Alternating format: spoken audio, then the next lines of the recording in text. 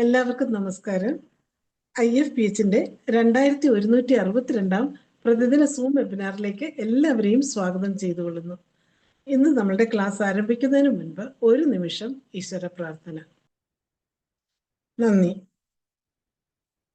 ഇന്ന് സ്വാമി ആതിരദാസ് G award ഏറ്റുവാങ്ങിയ IFPHന്റെ പ്രിയപ്പെട്ട ധനേഷ് ഡോക്ടർക്ക് അഭിനന്ദനങ്ങൾ അറിയിച്ചുകൊണ്ട് നമ്മുടെ ക്ലാസ് ആരംഭിക്കാം. ഇന്നത്തെ നമ്മുടെ അതിഥി doctor Haripriya, BHMS Ashwini clinic, Chengannur. മൂത്രാശയ രോഗങ്ങളും ഹോമിയോപ്പതി ചികിത്സയും 2ാം ഭാഗമാണ് ഇന്ന് ക്ലാസ് എടുക്കുന്നത്. ഈ ക്ലാസ് എടുക്കുന്നതിന് ഹരിപ്രിയ ഡോക്ടറെ സന്തോഷപൂർവ്വവും സ്നേഹപൂർവ്വവും ഈ പ്ലാറ്റ്ഫോമിലേക്ക് സ്വാഗതം ചെയ്തുകൊള്ളുന്നു. ഡോക്ടർക്ക് ആരംഭിക്കും. Okay sir. അപ്പം നമ്മൾ ഇന്നലെ പറഞ്ഞത് ഓരോ ഓർഗാനിസത്തിന് സ്പെസിഫിക് ആയിട്ട് എങ്ങനെ മെഡിസിൻസ് കൊടുക്കാം എന്നുള്ളതാണ്. അപ്പൊ അതിൽ തന്നെ നമ്മൾ പറഞ്ഞു ഈക്കോളിക്ക് സ്പെസിഫിക് ആയിട്ട് പൾസാറ്റിൽ കൊടുക്കാൻ പറ്റും എന്ന് പറഞ്ഞു. അതുപോലെ ക്ലബ്സെല്ലിക്ക് നക്സോമിക്ക, സ്ട്രെപ്റ്റോകോക്കസ്, സ്റ്റെഫൈലോകോക്കസ് അങ്ങനെയുള്ളത് വരുമ്പോഴത്തേക്ക് നക്സ്, സ്റ്റാഫി പോലത്തെ മെഡിസിൻസ് കൊടുക്കാം എന്ന് പറഞ്ഞു. ഇനി നമ്മൾ പറയുന്ന കാര്യം എന്ന് വെച്ചാൽ നമ്മൾ ഈ യൂറീത്രൈറ്റിസ് ആണ് 2 രീതിയിൽ പറയും. അതായത് ഗോണോകോക്കൽ യൂറീത്രൈറ്റിസും അതുപോലെ നോൺ ഗോണോകോക്കൽ യൂറീത്രൈറ്റിസും. ക്ലിയർ കേൾക്കാമല്ലോ? കേൾക്കാം. ഓക്കെ. അപ്പോൾ അത് ഹാനിമാൻ അതിന് മുൻപേ പറഞ്ഞിട്ടുണ്ട്. ഇതിപ്പം വന്ന ക്ലാസിഫിക്കേഷൻ ആണ്. മോഡേൺ മെഡിസിന്റെ ഇതനുസരിച്ച് ക്ലാസിഫൈ ചെയ്തതാണ് 2 രീതിയിൽ യൂറീത്രൈറ്റിസ്. അതാണ് ഒന്ന് ഗോണോകോക്കൽ യൂറീത്രൈറ്റിസും ഒന്ന് നോൺ ഗോണോകോക്കലും. അപ്പോൾ അത് ഹാനിമാൻ പണ്ട് പറഞ്ഞിട്ടുണ്ട്. ഹാനിമാന്റെ ക്രോണിക് ഡിസീസസ് എന്ന് പറയുന്ന ബുക്കിൽ അതിൽ പറയുന്നത് പാഴ്സ്ലി ജ്യൂസ്, അതായത് പെട്രോസെലിന, പിന്നെ കനാബിസ്, കാന്താരിസ്, കൊപ്പൈവ, ഇതൊക്കെ നമുക്ക് അതർ കൈൻഡ് ഓഫ് ഗൊണോറിയ, അതായത് നോൺ ഗോണോകോക്കൽ യൂറിത്രൈറ്റിസ് പോലത്തെ കണ്ടീഷനിൽ കൊടുക്കാൻ പറ്റും. അത് കഴിഞ്ഞതിന് ശേഷം അവിടെ ക്രോണിക് ആയിട്ട് എന്തെങ്കിലും ബുദ്ധിമുട്ട് നിൽക്കുന്നുണ്ടെങ്കിൽ അവിടെ ആന്റിസോറിക് മെഡിസിൻസിന്റെ ട്രീറ്റ്മെന്റ് നടത്തണം എന്നും പറയുന്നുണ്ട്. അപ്പൊ ഇതിൽ നമുക്ക് കാന്താരിസ് നോക്കുമ്പോൾ എന്താ അതിൽ കൂടുതലും പറയുന്നത് ഇൻടോളറബിൾ അർജിങ് പറയുന്നുണ്ട്, ബ്ലഡി യൂറിൻ, അത് ഡ്രോപ്പ് ബൈ ഡ്രോപ്പ് ആയിട്ട് പോകും. അതുപോലെ സ്കാൽഡ് എന്ന് പറയുന്നുണ്ട്. നമ്മൾ ഇന്നലെ പറഞ്ഞു സ്കാൽഡ് ചെയ്യുന്ന യൂറിൻ എന്ന് പറയുമ്പോൾ ഗൊണോറിയ പോലത്തെ കണ്ടീഷൻ വരും എന്ന് പറഞ്ഞു. അതുപോലെ നമ്മൾ പറഞ്ഞതാണ് ഈ യൂറിനില് ബ്ലഡ് ഫസ്റ്റ് ടൈം, അതായത് ആ ഇൻഫെക്ഷന്റെ ഇനിഷ്യൽ ടൈം തൊട്ടേ വരുന്നുണ്ട് എന്നുണ്ടെങ്കിൽ അവിടെ നമുക്ക് കാന്താരിസ് പോലത്തെ മെഡിസിൻസ് കൊടുക്കാം. അവിടെ കുറച്ചുകൂടെ ബ്ലാഡറിനെയും കൂടി എഫക്ട് ചെയ്തൊരു കണ്ടീഷൻ ആയിരിക്കും. നോർമലി ഒരു യൂറിനറി ഇൻഫെക്ഷൻ ആണെങ്കിൽ, അതായത് സാധാരണ നമ്മൾ ഈ പറഞ്ഞ ഈക്കോളൈ, സ്ട്രെപ്റ്റോകോക്കസ്, ക്ലബ്സെല്ല പോലത്തെ ഇൻഫെക്ഷൻസ് ആണെങ്കിൽ അവിടെ തുടക്കത്തിലെ RBC കാണില്ല യൂറിനിൽ, അതായത് ബ്ലഡ് കാണില്ല. പക്ഷെ ഈ പറഞ്ഞ പോലത്തെ യൂറീത്രൈറ്റിസ് ഉണ്ടാക്കാൻ പറ്റുന്ന ബാക്ടീരിയാസോ വൈറസോ ആണെങ്കിൽ അവിടെ തുടക്കത്തിലെ ഈ പറഞ്ഞ പോലെ RBCകൾ കാണാൻ പറ്റും. പിന്നെ നമുക്കറിയാം കനാബിസ് സറ്റീവ, അത് നമുക്ക് എല്ലാവർക്കും അറിയാവുന്നതാ. അതിൽ പറയും യൂറീത്രയിൽ 6 ടിയറിംഗ് പെയിന്റെ കാര്യമൊക്കെ പറയുന്നുണ്ട്, ബോറിക്കിലും കീനോട്ടിലും. അതേപോലെ തന്നെയാണ് അവിടെ യൂറീത്രൽ സിംറ്റംസ് ആണ് കൂടുതലും.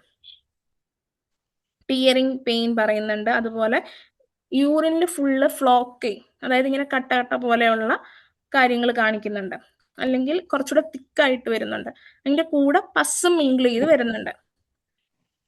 പിന്നെ നമുക്ക് അറിയേണ്ട കുറച്ച് കാര്യം എന്താന്ന് വെച്ചാൽ ഈ നോൺ ഗോണോകോക്കൽ യൂറീത്രൈറ്റിസ് ഉണ്ടാക്കാൻ പറ്റുന്ന ആൾക്കാരാണ് ക്ലമൈഡിയ, ട്രൈക്കോമോണ പോലത്തെ ഇൻഫെക്ഷൻസ്.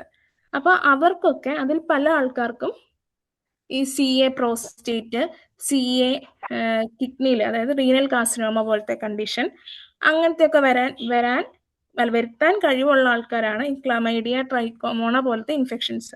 പിന്നെ ചില വൈറസുകളും ഉണ്ട്, അതിപ്പോ CMV പോലത്തെ വൈറസ് ആവാം, അതുപോലെ HPV, അതും അങ്ങനത്തെ ആൾക്കാരൊക്കെ ഉണ്ടാവും. അപ്പൊ HPV ഒക്കെ ഉണ്ടെങ്കിൽ എന്താ അവിടെ വാർഡ്സും കൂടി കാണിക്കും.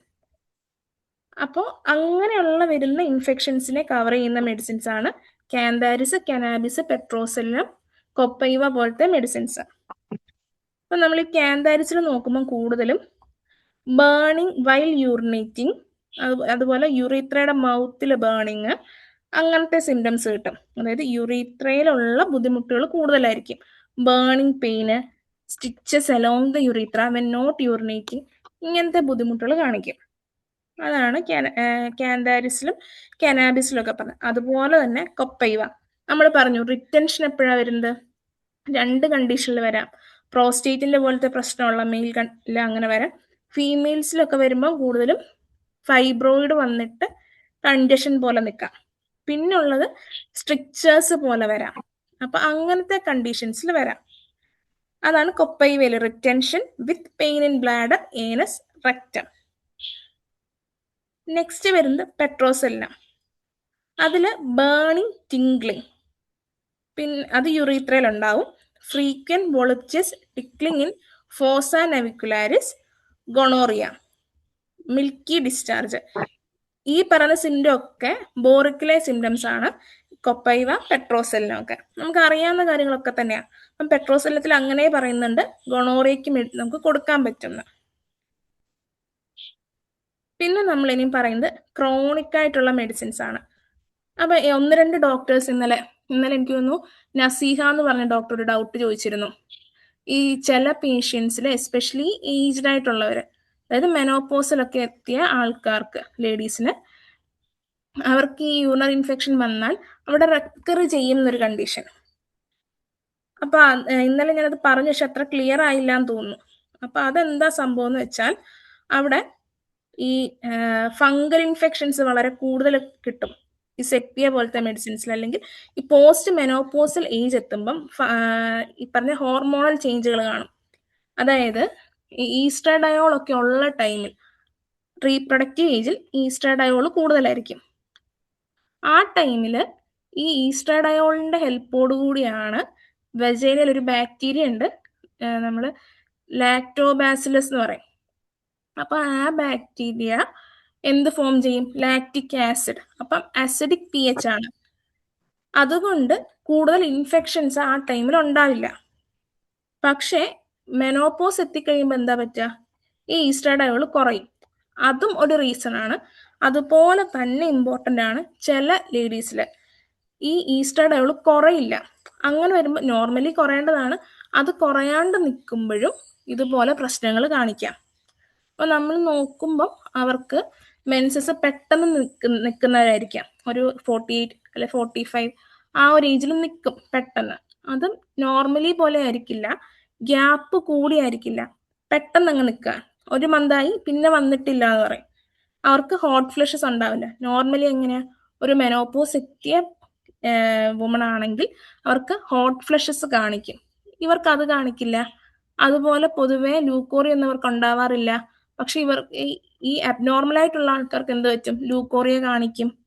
അതുപോലെ ഈ ഈസ്ട്രഡയോൾ കുറയുമ്പം പൊതുവെ ബോഡിയിൽ മൊത്തത്തിലൊരു ഡ്രൈനെസ് സ്റ്റേറ്റ് കാണിക്കും. ഇവർക്ക് അതൊന്നും കാണിക്കില്ല. അപ്പം നമുക്ക് മനസ്സിലാവും എന്തോ ഒരു പ്രശ്നമുണ്ട്. ഇങ്ങനെയുള്ള ആൾക്കാരിലും ഈ പറഞ്ഞ പോലെ റെക്കറന്റ് ആയിട്ട് UTI വരും. അവിടെ ആവശ്യമില്ലാത്തൊരു ഹോർമോണാണ്. പക്ഷേ അതിനേക്കാൾ അവിടെ ഇമ്പോർട്ടൻസ് എന്താണെന്ന് വെച്ചാൽ ഈ ഹോർമോണൽ ഇറഗുലാരിറ്റി അവിടെ നിന്ന് കഴിഞ്ഞാൽ എൻഡോമെട്രിയൽ ഹൈപ്പർപ്ലേഷ്യ പോലൊരു കണ്ടീഷൻ ഉണ്ടാവും. അത് പിന്നീട് മെറ്റാപ്ലേഷ്യ, അതായത് CA എൻഡോമെട്രിയ, അങ്ങനത്തെ ഒരു കണ്ടീഷനിലേക്ക് പോവാം. അതുപോലെ CA ബ്രസ്റ്റ്, അങ്ങനത്തെ കണ്ടീഷനിലേക്ക് പോവാം. ഓവറിയിൽ CA വരാം. അപ്പൊ നമ്മൾ ശ്രദ്ധിച്ചറിയാം, ഈ ബയോപ്സി റിപ്പോർട്ടിന്റെ ഒക്കെ കൂടെ IHC എന്ന് പറഞ്ഞിട്ട് IHC അതിൽ കാണിക്കാം ER positive, PR positive, HER2 positive അല്ലെങ്കിൽ HER2 പോസിറ്റീവ്. ശ്രദ്ധിച്ചിട്ടുണ്ടാവും CA പേഷ്യൻസിന്റെ റിപ്പോർട്ട് കാണുമ്പോൾ. അപ്പൊ അതെന്താണെന്ന് വെച്ചാൽ ഈ ഹോർമോൺ റിസപ്റ്റേഴ്സ് ഉണ്ടാവും പല ഓർഗനിലും, ബ്രസ്റ്റില്, അതുപോലെ യൂട്രസിന്, എൻഡോമെട്രിയത്തിന്റെ ഭാഗത്ത്, ഓവറിയിലൊക്കെ വരുമ്പോഴത്തേക്ക് ഇങ്ങനത്തെ റിസപ്റ്റേഴ്സ് കാണിക്കും. ആ റിസപ്റ്റർ അവിടെ പോസിറ്റീവ് ആണെന്ന് വെച്ചാൽ എന്താ? ഈ CA ഈ ഹോർമോണിനോട് ഡിപ്പെൻഡന്റ് ആണ്, അല്ലെങ്കിൽ ഈ ഹോർമോൺ അവിടെ ഒരു കാരണമായിട്ടുണ്ട് ഈ CA വരാൻ, അല്ലെങ്കിൽ അത് ട്രിഗർ ചെയ്യാനായിട്ടൊരു കാരണമായിട്ടുണ്ട്. അപ്പം ചില പേഷ്യൻസ് ഇതുപോലെ പറയും, CA പേഷ്യൻസ്, ഇവർക്ക് പോയിട്ട് മാസത്തിലൊക്കെ ഒരു ഹോർമോൺ ഇഞ്ചക്ഷൻ എടുക്കണം എന്ന്. ശ്രദ്ധിച്ചിട്ടുണ്ടാവും ഈ ബ്രസ്റ്റ് ക്യാൻസർ വന്നവരും എൻഡോമെട്രിയൽ CA വന്നവരും ഒക്കെ. അപ്പോൾ അതെന്താ സംഭവം എന്ന് വെച്ചാൽ ഈ ഹോർമോണിനുള്ള ആന്റഗോണിസ്റ്റുകൾ, അതായത് ഈ ഹോർമോൺ ഉള്ളതാണല്ലോ പ്രശ്നം, അപ്പൊ അതിനെതിരെയുള്ള ഇഞ്ചക്ഷൻസ് അവർ കൊടുക്കും. ഹോർമോണൽ ആന്റഗോണിസ്റ്റുകൾ. അത് അങ്ങനത്തെ കണ്ടീഷനിലേക്കൊക്കെ പോവാം. അപ്പോൾ അവിടെ ശ്രദ്ധിക്കേണ്ടത് ഈ ഒരു കണ്ടീഷൻ ഉണ്ടോ, അതായത് മെനോപോസിൽ എത്തിയിട്ടും അവിടെ ഈസ്ട്രഡയോൾ കുറയാതെ നിൽക്കുന്നുണ്ടോ, അങ്ങനത്തെ കണ്ടീഷനിൽ ഇതുപോലെ റെക്കറന്റ് ആയിട്ട് UTI വരാനൊരു ചാൻസ് കൂടുതലാണ്. പിന്നെ ഉള്ളത് എന്തെങ്കിലും ബാക്ക്ഗ്രൗണ്ടിൽ ഫംഗൽ ഇൻഫെക്ഷൻ ഉള്ള ആൾക്കാർ, അതും ഇമ്പോർട്ടൻ്റ് ആണ്. ഫംഗൽ ഇൻഫെക്ഷൻ ഉണ്ടെങ്കിൽ എന്താ പറ്റുക, അവിടുത്തെ pH വ്യത്യാസം വരും, അതുപോലെ തന്നെ വീക്കായിരിക്കും ഇമ്മ്യൂൺ സിസ്റ്റം കുറച്ചുകൂടി. അപ്പം പെട്ടെന്ന് ഇതുപോലെ വേറെ ഇൻഫെക്ഷൻസ് കയറി വരും. അതേ കണ്ടീഷനാണ് പ്രഗ്നൻസിയുടെ ടൈമിലും. അവിടെ മോസ്റ്റ് ഓഫ് ദ ആൾക്കാർ പ്രഗ്നന്റ് ലേഡീസിലും ഫംഗൽ ഇൻഫെക്ഷനും വരും, അതിനോടനുബന്ധിച്ച് UTIയും വന്നിട്ട് അത് മാറാൻ ഭയങ്കര ബുദ്ധിമുട്ട് കാണിക്കും. അപ്പം നമ്മൾ ആ UTIക്ക് അക്യൂട്ട് കൊടുത്തതിന് ശേഷം അവിടെ ക്രോണിക്കായിട്ട് അവിടെ ഫംഗൽ ഇൻഫെക്ഷൻ നിൽക്കുന്നുണ്ട്, അത് ട്രീറ്റ് ചെയ്ത് മാറാതെ ഈ റെക്കറൻസ് കുറയ്ക്കാൻ ബുദ്ധിമുട്ടാണ്. അപ്പൊ അങ്ങനത്തെ കണ്ടീഷനിൽ നമുക്ക് കൊടുക്കാൻ പറ്റുന്ന മെഡിസിൻസ് ആണ് സെറ്റിയ പോലത്തെ മെഡിസിൻസ്. യൂറിനറി ഇൻഫെക്ഷനിലും കൊടുക്കാം, അതുപോലെ തന്നെ ഈ പറഞ്ഞ യുറീത്രൈറ്റിസ് പോലത്തെ കണ്ടീഷനിലും കൊടുക്കാൻ പറ്റും സെപ്പിയ പോലത്തെ മെഡിസിൻസ്. അതേപോലെ തന്നെയാണ് ഈ പെൽവിക് ഫ്ലോർ മസിൽ വീക്ക് ആയിട്ടുള്ള ആൾക്കാർ, അങ്ങനെയുള്ള ആൾക്കാരിലും സെപ്പിയ കൊടുക്കുമ്പം കുറച്ചുകൂടി ബെറ്റർ ആവാറുണ്ട്. ആ ഇൻഫ്ലമേറ്ററി സ്റ്റേജ് കൂടി കവർ ചെയ്യും. നമ്മൾ ഈ സെപ്പിയയിലൊക്കെ പറയത്തില്ലേ കാലുമേ കാല് കയറ്റി വെക്കും, അതെന്താ സംഭവം എന്ന് വെച്ചാൽ ഈ ഈസ്ട്രാഡയോൾ ആണ് കുറച്ചുകൂടെ മസിൽസിന് അവിടെ സ്ട്രെങ്ത് കൊടുക്കുന്നത്. മെനോപോസ് എത്തിക്കഴിയുമ്പോൾ എന്താ പറ്റുക, ഈസ്ട്രാഡയോൾ കുറയും. കുറഞ്ഞു കഴിയുമ്പോൾ എന്ത് പറ്റും, മസിൽസ് വീക്ക് ആവും. അപ്പോൾ എന്ത് പറ്റും, അവിടെ പ്രൊലാപ്സ് പോലത്തെ കണ്ടീഷനിലേക്ക് പോവാം. അപ്പൊ അങ്ങനെ ഉണ്ടാകുന്ന ആൾക്കാരിലാണ് ഈ പറഞ്ഞ പോലെ കാലിന്റെ മുകളിൽ കാല് കയറ്റി വെക്കും. അപ്പൊ എന്താ, അവർക്കൊരു കുറച്ചുകൂടി ടൈറ്റ് ഫീല് കിട്ടാൻ വേണ്ടിയിട്ട്, ആ ഒരു ബിയറിംഗ് ഡൗൺ സെൻസേഷൻ കുറയ്ക്കാൻ വേണ്ടി അവർ കാലിന്റെ മുകളിൽ കാല് കയറ്റി വെക്കും. അപ്പൊ അങ്ങനത്തെ ഹോർമോണൽ ഇതിലും നല്ല രീതിയിൽ, അതായത് ഈസ്ട്രാഡയോളിലൊക്കെ നല്ല ആക്ഷൻ ഉള്ള മെഡിസിൻ ആണ് സെപ്പിയ. ഫംഗൽ ആക്ഷൻ ഉണ്ട്, ഈ പറയുന്ന പോലെ യുറീത്രൈറ്റിസ്, ഈ ക്ലമൈഡിയ അങ്ങനെയുള്ള കണ്ടീഷനിൽ, ട്രൈക്കോമോണ അങ്ങനത്തേലൊക്കെ സെപ്പിയക്ക് ആക്ഷൻ ഉണ്ട്. അതുപോലെ സ്ട്രെപ്റ്റോകോക്കസും, കാരണം നമ്മൾ നേരത്തെ പറഞ്ഞു സ്ട്രെപ്റ്റോകോക്കസ് എന്തുണ്ടാക്കും, സ്കിന്നിൽ പ്രശ്നം ഉണ്ടാക്കും. അതാണ് സെല്ലുലൈറ്റിസ് എന്ന് പറയും. അത് നേരെ നമ്മൾ പ്രോപ്പർലി ട്രീറ്റ് ചെയ്തില്ല എന്നുണ്ടെങ്കിൽ, അതായത് ഡിസീസ് പ്രോഗ്രസ് ചെയ്ത് കഴിഞ്ഞാൽ നേരെ എവിടെയാ ബുദ്ധിമുട്ട് കിട്ടുന്നത്, കിഡ്നിയിലാണ്. നമ്മൾ പറഞ്ഞു ഗ്ലോമർലോനെഫ്രൈറ്റിസ്, ആ കണ്ടീഷനിലേക്ക് പോകും. അങ്ങനെ വരുമ്പോൾ എന്താ പറ്റുന്നത്, കിഡ്നിയിൽ പ്രശ്നം വരും. കിഡ്നിയിൽ പ്രശ്നം വന്നാൽ നമുക്ക് രാവിലെ എണീക്കുന്ന ടൈമിൽ എവിടൊക്കെ നീര് കാണും, മുഖത്തൊക്കെ നീര് കാണും, ശ്രദ്ധിച്ചിട്ടുണ്ടാവും. അപ്പം റീനൽ പ്രശ്നമുള്ള ആൾക്കാർക്ക് മുഖത്ത് നീരുണ്ടാവും. അപ്പൊ അങ്ങനത്തെ ഒരു സിംറ്റം ആണിത്. After 2 hours heat, redness and puffness of the face followed by many hours paleness. For 14 hours there is inability to urinate followed by a repeated urging to urinate every quarter of an hour when but little is discharged, then several such period of suppression and of urging to urinate in the last period despite of much drinking and suppression of urine lasts for 20 hours. അതായത് അവിടെ ആ എന്താ 2 മണിക്കൂറിന് കഴിയുമ്പോഴത്തേക്ക് മുഖത്തൊക്കെ ചൂടും റെഡ്നെസ്സും, അതുപോലെ തന്നെ മുഖമൊക്കെ വീർത്തു തുടങ്ങും, പഫി ആവും. അപ്പൊ അതൊക്കെ ആ കിഡ്നിയെ എഫക്ട് ചെയ്യുന്നു ഉള്ള സിംറ്റംസ് ആണ്. അതുപോലെ തന്നെ ഈ ബെഡ് വെറ്റിങ്ങിന് നമുക്ക് നല്ല ആക്ഷൻ കിട്ടാറുള്ളതാണ് സെപ്പിയ. അതും ഈ പറഞ്ഞ പോലെ മസിൽ വീക്ക്നെസ് കൊണ്ടുവരാം കുട്ടികളിൽ, അതുപോലെ വേം ഇറിറ്റേഷൻ ഉള്ള കുട്ടികളിലും വരാം. പക്ഷെ അങ്ങനത്തെ കേസിൽ നമുക്ക് സൾഫർ ആണ് കുറച്ചുകൂടി, ഈ വേം ഇറിറ്റേഷൻ ഒക്കെ ഉള്ള കുട്ടികളിൽ സിനയോ ചമോമിരയോ കൊടുത്തതിന് ശേഷം, അല്ലെങ്കിൽ വേമിന്റെ അക്യൂട്ട് മെഡിസിൻ കൊടുത്തതിന് ശേഷം സൾഫർ കൊടുക്കുമ്പോൾ കുറച്ചുകൂടി എന്താ നമുക്ക് ഇമ്മ്യൂണിറ്റി ലെവലിൽ ചേഞ്ചുകൾ വരും കുട്ടികളിൽ. നെക്സ്റ്റ് പറയുന്നത് നമുക്ക് ലൈക്കോപോഡിയം. ലൈക്കോപോഡിയം നമ്മൾ ഇന്നലെ പറഞ്ഞു. ലൈക്കോപോഡിയം പറയുമ്പോഴേ നമുക്ക് എന്താ മൈൻഡിൽ വരുന്നത്, റെഡ് സാൻഡ് ഇൻ യൂറിൻ. അത് നമ്മൾ ഇന്നലെ പറഞ്ഞു. ഏത് കണ്ടീഷനിലാണ് റെഡ് സാൻഡ് വരുന്നത്, യൂറിക് ആസിഡ് ക്രിസ്റ്റൽസ്. അതുപോലെ തന്നെ യെല്ലോ കളറിലെ സെഡിമെന്റും വരാം. അതാണ് ബിലിറൂബിൻ ക്രിസ്റ്റൽസ് വരുമ്പോൾ. നമുക്കറിയാം ലൈക്കോപോഡിയത്തിന് എവിടെയാണ് ആക്ഷൻ കൂടുതലും? ലിവറിൽ ആക്ഷൻ ഉണ്ട്. അങ്ങനെ വരുമ്പോൾ അവിടെ ബിലിറൂബിൻ ക്രിസ്റ്റൽസ് പോലെയുള്ളതിൽ ആക്ഷൻ വരുമല്ലോ, കാരണം ആ കറക്ഷൻ അവിടെ നടക്കും, ലിവറിലും ആക്ഷൻ വരുന്നുണ്ട്. അതുപോലെ തന്നെ ഈ യുറീത്രൈറ്റിസ് പോലത്തെ കണ്ടീഷനിലും ആക്ഷൻ ഉണ്ട്. അതുപോലെ ഫംഗൽ ഇൻഫെക്ഷനിൽ നല്ല ആക്ഷൻ വരുന്ന മെഡിസിൻ ആണ് ലൈക്കോപോഡിയം. അതേപോലെ തന്നെ ഈ ക്ലബ്സെല്ല പോലത്തെ ഇൻഫെക്ഷനിലും നന്നായിട്ട് ആക്ഷൻ വരും ലൈക്കോപോഡിയത്തിന്. പിന്നെ ഒരു കാര്യം എന്താണെന്ന് വെച്ചാൽ അങ്ങനത്തെ കണ്ടീഷനുകളിലും ലൈക്കോപോഡിയത്തിന് നല്ല രീതിയിൽ ആക്ഷൻ വരും. ഇപ്പം മെയിൽ കേസ് ഒക്കെ വരും, നമ്മൾ ലൈക്കോപോഡിയം കൊടുക്കുമ്പോൾ ഈ പ്രോസ്റ്റേറ്റിന്റെ പ്രശ്നവും കുറയും, അതനുസരിച്ച് അവർക്ക് ആ യൂറിനറി ഇൻഫെക്ഷന്റെ റെക്കറൻസും കുറയും. കാരണം എന്താ, പ്രോസ്റ്റേറ്റിന്റെ പ്രശ്നമുള്ള ആൾക്കാർക്ക് റെക്കറന്റ് യൂറിനറി ഇൻഫെക്ഷൻ വരും. അതാണ് നമ്മൾ പറഞ്ഞത് എന്താ, കോംപ്ലിക്കേറ്റഡ് UTI, അങ്ങനത്തെ കണ്ടീഷനിലേക്ക് പോകും. പിന്നെ വരുന്നത് പ്രോസ്റ്റേറ്റിന്റെ പറഞ്ഞു, അതുപോലെ സ്റ്റോൺ ഉള്ള ആൾക്കാർക്ക് അവിടെ ഈ പറഞ്ഞ പോലെ യൂറിനറി ഇൻഫെക്ഷൻ കൂടുതൽ വരാൻ ചാൻസ് ഉണ്ട്. അപ്പോഴും അവിടെ ആ സ്റ്റോൺ ആണ് പ്രശ്നം. അക്യൂട്ട് നമ്മൾ ട്രീറ്റ് ചെയ്തതിന് ശേഷം എന്താണോ പ്രശ്നം അത് ട്രീറ്റ് ചെയ്യണം, ഇല്ലെങ്കിൽ റെക്കർ ചെയ്തുകൊണ്ടേ ഇരിക്കും. പിന്നെ നമ്മൾ പറഞ്ഞ സൾഫർ വരുമ്പം ഈവൻ ഡീഹൈഡ്രേഷൻ വന്നാൽ തന്നെ യൂറിൻ എന്താവും, സ്കാൻഡി ആവും, അതുപോലെ ഡാർക്ക് കളർ ആവും.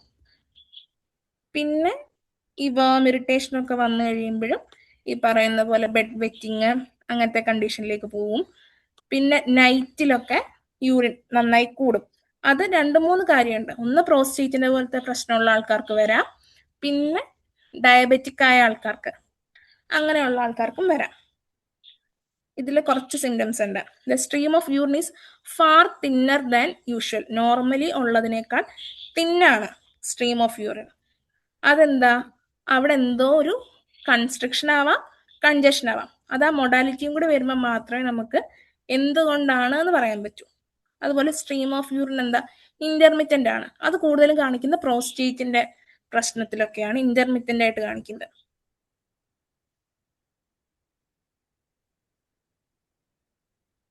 ഹലോ, കേൾക്കാം. കേൾക്കാം.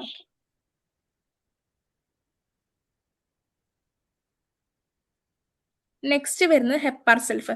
ഹെപ്പാർ സെൽഫിലാണെങ്കിലും നമ്മൾ ബോറിക്ക് വായിക്കുന്ന ടൈമിൽ അവിടെ പറയുന്നുണ്ട് യൂറിന്റെ ഫ്ലോ എന്ന് വെച്ചാൽ പെർപെൻഡിക്കുലർ സ്ട്രീം ആണ്, ഭയങ്കര സ്ലോ ആണ്, പെർപെൻഡിക്കുലർ ആണ്, കുറെ നേരം വെയിറ്റ് ചെയ്യണം യൂറിൻ പോകണം എന്നുണ്ടെങ്കിൽ. അത് നമുക്ക് എല്ലാവർക്കും അറിയാവുന്ന കാര്യമാണ്, പ്രോസ്റ്റേറ്റിന്റെ പ്രശ്നമാണ്. പെർപെൻഡിക്കുലർ സ്ട്രീം എന്ന് പറയുമ്പോൾ ആ ഫ്ലോ സ്ട്രീം ശരിയാവുന്നില്ല, അത് പ്രോസ്റ്റേറ്റിലാണ് കൂടുതലും വരുന്നത്.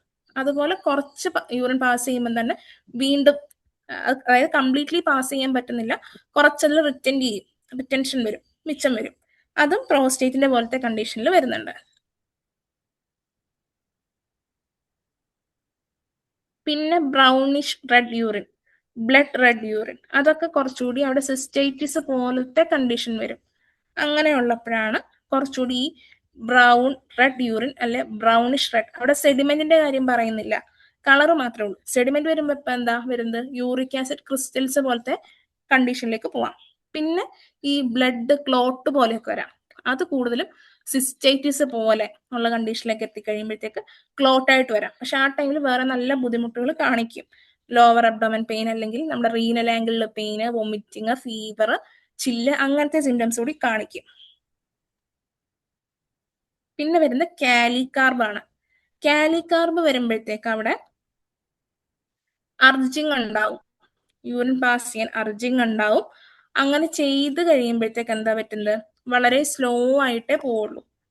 അതേപോലെ തന്നെ ബ്ലാഡറിൽ നമ്മൾ ഇടയ്ക്കിടയ്ക്ക് പോകണം തോന്നും യൂറിൻ, പോകുന്ന ടൈമിൽ നന്നായി പ്രസ് ചെയ്യണം, എന്നാൽ മാത്രമേ യൂറിൻ പോവുള്ളൂ. അതപ്പോൾ എന്താണ് കാര്യം, അവിടെ സ്ട്രിക്ചർ ഉണ്ട്, അതായത് യുറീത്രൈറ്റിസ് പോലത്തെ അല്ലെങ്കിൽ ഒരു ക്രോണിക് കണ്ടീഷൻ അവിടെ നിൽക്കുന്നുണ്ട്. അതുകൊണ്ടാണ് അവിടെ കൺസ്ട്രിക്ഷൻസ് വന്നു, സ്ട്രിക്ചേഴ്സ് വന്നു. നമ്മൾ സ്ട്രെയിൻ ചെയ്യുമ്പോൾ യൂറിൻ പോവും, പക്ഷെ ആ ടൈമിൽ എന്തുണ്ടാവും, പെയിൻ ഉണ്ടാവും. കാരണം അത്രയും തിക്കായിട്ടിരിക്കുന്നത് പതിയെ ഡയലേറ്റ് ചെയ്യുമ്പോൾ പെയിൻ ഉണ്ടാവുമല്ലോ. She has to strain during micturition before the urine comes. She has to urinate frequently, only a little being emitted each time, but every time with a renewed subsequent urging thereto, which is almost painful. അതുപോലെ കാലിക്കാർബിൽ important ആയിട്ട് ഒരു symptom ആണ് greenish pale urine with burning during and after maturation. Greenish ഒക്കെ വരുന്ന എപ്പോഴാണ് കൂടുതലും? നമുക്ക് ഈ ട്രൈക്കോമോണ ഇൻഫെക്ഷൻ വരുന്ന ടൈമിലാണ് കുറച്ചുകൂടി ഗ്രീനിഷ് ഡിസ്ചാർജ്. അത് യൂറിൻ മാത്രമല്ല, ലൂക്കോറിയ നോക്കുകയാണെങ്കിലും ഗ്രീനിഷ് വരും. ക്ലമൈഡിയ ഒക്കെ ആകുമ്പോൾ കുറച്ചുകൂടി യെല്ലോയിഷ് ആയിരിക്കും. Interrupted stream of urine, painless in the afternoon. അതുപോലെ cutting tearing in neck of the bladder during micturition, increase by forcing of the urine. ആ പെയിൻ ഉണ്ടാവും നെക്ക് ഓഫ് ബ്ലാഡറിന്റെ അവിടെ, നല്ല പെയിൻ. കട്ടിംഗ് ടിയറിംഗ് എന്നൊക്കെ പറയുമ്പോൾ എങ്ങനെയാ? മസിലിന്റെ പെയിൻ ആണ് ടിയറിംഗ് പെയിൻ. അത് മെച്ചുറേഷന്റെ ടൈമിൽ. അത് എപ്പോഴാണ് വരുന്നത്? യൂറിൻ പോകാനായിട്ട് നന്നായി ഫോഴ്സ് ചെയ്യുമ്പോൾ, അതായത് സ്ട്രെയിൻ ചെയ്യുമ്പോൾ. അവിടെ എന്താണ്? ആ കൺസ്ട്രിക്ഷൻ ഉണ്ട്, സ്ട്രിക്ചർ ഉണ്ട്. അപ്പൊ ഒരു ക്രോണിക് കണ്ടീഷൻ ബാക്ക്ഗ്രൗണ്ടിലുണ്ട്. പിന്നെ എല്ലാം യുറീത്രയുടെ പെയിനാണ്. Tearing pain in urethra, pinching tearing pain in the urethra, burning in the urethra. അങ്ങനത്തെ സിംറ്റംസ് ആണ്. ആ യുറീത്രയിലെ സിംറ്റംസ് ആണ് കൂടുതലും. നമ്മൾ ഇന്നലെ പൾസാറ്റില നക്സ് സ്റ്റാഫി ഒക്കെ പറഞ്ഞപ്പോ എങ്ങനെയായിരുന്നു? കുറച്ചുകൂടി ഇൻഫെക്റ്റീവ് സിംറ്റംസ് അല്ലേ കുറച്ചുകൂടി വന്നത്. അതായത് ഫ്രീക്വൻസി ഉണ്ട്, അർജൻസി ഉണ്ട്, അല്ലെങ്കിൽ ബാക്ക് പെയിന്റെ കാര്യം പറഞ്ഞു. അങ്ങനത്തെ സിംറ്റംസ് ആണ്. അല്ലെങ്കിൽ യൂറിൻ ഭയങ്കര സ്കാൻഡി ആയിരുന്നു. പക്ഷെ ഈ പറഞ്ഞ സെപ്റ്റിയ ലൈക്കോപോഡിയ ഒക്കെ എത്തിയപ്പോഴത്തേക്ക് എന്താ? കുറച്ചുകൂടി അവിടെ പ്രോസ്റ്റേറ്റിന്റെ പ്രശ്നം, അല്ലെങ്കിൽ എന്തെങ്കിലും ക്രോണിക് ഇൻഫെക്ഷൻസിന്റെ പ്രശ്നം, അതല്ലെങ്കിൽ ഈ പറഞ്ഞ ഫൈബ്രോയിഡ്, ഹോർമോണൽ ഇഷ്യൂ, അങ്ങനത്തെ കണ്ടീഷൻസ് അല്ലേ കുറച്ചുകൂടി പറയുന്നത്. അപ്പൊ അതാണ് അവിടുത്തെ ഇമ്പോർട്ടൻസ്. നമ്മൾ ചിലപ്പോൾ ഇൻഫെക്ഷന് അക്യൂട്ടായിട്ട് മെഡിസിൻ കൊടുക്കും. ആ ക്രോണിക് കൊടുത്തില്ലെങ്കിൽ അവിടെ റെക്കർ ചെയ്തോണ്ടേയിരിക്കും. അവിടെ എന്തെങ്കിലും ഇഷ്യൂ ഉണ്ടെങ്കിൽ അവിടെ അത് റെക്കർ ചെയ്തോണ്ടിരിക്കും. ഒരു കേസ് എന്ന് വെച്ചാല്, ഒരു ലേഡി വന്നു, അവര് മെനോപോസ് എത്തിയ ലേഡിയാണ്. അവർക്ക് എന്നിട്ട് ഈ കോളയുടെ പോലത്തെ സിംറ്റംസ് ആയിരുന്നു. അതായത് ഫ്രീക്വൻസി ഉണ്ട്, അർജൻസി ഉണ്ട്, പ്രൊഫ്യൂസ് യൂറിനേഷൻ ഉണ്ട്. അലോപ്പതി മെഡിസിൻ എടുത്തിട്ടുണ്ട്, എടുക്കും കുറയും വീണ്ടും വരും, എടുക്കും കുറയും വീണ്ടും വരും, അങ്ങനെ വന്നതാ. അപ്പൊ ആ ടൈമില് ഇവർക്കിത് വന്നു, നമ്മൾ പൾസ് കൊടുത്തു, ബെറ്റർ ആയി. അതിനുശേഷം ഒരു ഡോസ് സെപ്പിയ 30 കൊടുത്തു. അത് ഡിസ്പെൻസറിയിലായിരുന്നോണ്ടാണ് 30 കൊടുത്തത്. ഞാൻ കൂടുതൽ യൂസ് ചെയ്യുന്നത് സീറോ ബാർ പൊട്ടൻസിയ. അപ്പൊ അതിനുശേഷം അവർ വന്നിട്ട് പറഞ്ഞത്, ഡോക്ടർ ഇപ്പൊ നല്ല ചേഞ്ച് ഉണ്ട്, പിന്നെ എനിക്ക് അങ്ങനെ ബുദ്ധിമുട്ട് വന്നിട്ടില്ല. 1 വീക്കിന് ശേഷം വന്നിട്ട് പറഞ്ഞാണിത്. അതിനുശേഷം ഞാൻ വീണ്ടും അവർക്ക് SL കൊടുത്തു, 1 വീക്ക് കഴിഞ്ഞ് വരാൻ പറഞ്ഞു. അപ്പോഴും ഇവർ പറഞ്ഞ സെയിം ആണ്, ഇപ്പൊ എനിക്ക് ഒരു കുഴപ്പമില്ല, ഇനി ഇത് വരാണ്ടിരിക്കാൻ മരുന്ന് തരണേ എന്നുള്ള രീതിക്കാണ്. അപ്പൊ അതെന്തിനാ കൊടുത്തതെന്ന് വെച്ചാൽ, അവർക്ക് ചെറിയ ഫംഗൽ ഇൻഫെക്ഷൻ പോലെ ഉണ്ടായിട്ടുണ്ട് മുൻപ്. അപ്പൊ അത് അവര് അലോപ്പതി മെഡിസിൻസ് ആണ് യൂസ് ചെയ്ത്, ഓയിൽമെന്റ്സ് ഒക്കെ യൂസ് ചെയ്തതാ. അപ്പൊ അത് വെച്ചിട്ടാണ് അന്ന് സെപ്പി ഒരു ഡോസ് കൊടുത്തത്.